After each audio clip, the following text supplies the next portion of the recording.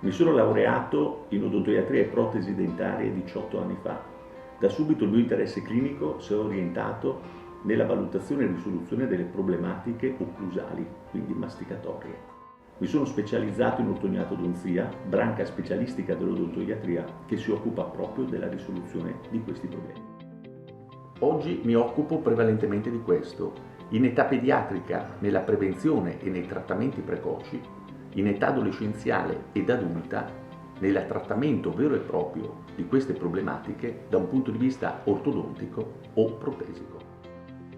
I problemi di occlusione si generano nel bambino, si consolidano nell'adolescente e si manifestano patologicamente nell'adulto. È quindi fondamentale poter indagare, riconoscere e trattare preventivamente queste situazioni cliniche prima che richiedano dei trattamenti molto più complessi con il passare del tempo.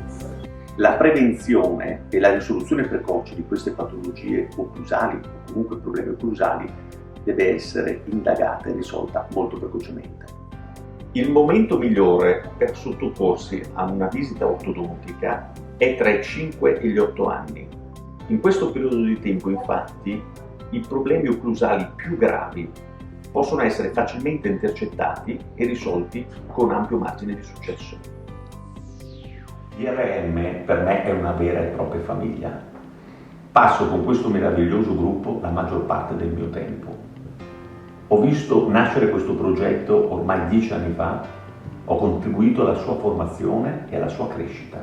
Oggi DRM è l'orgoglio di far parte di un gruppo di professionisti che danno eccellenza odontoiatrica.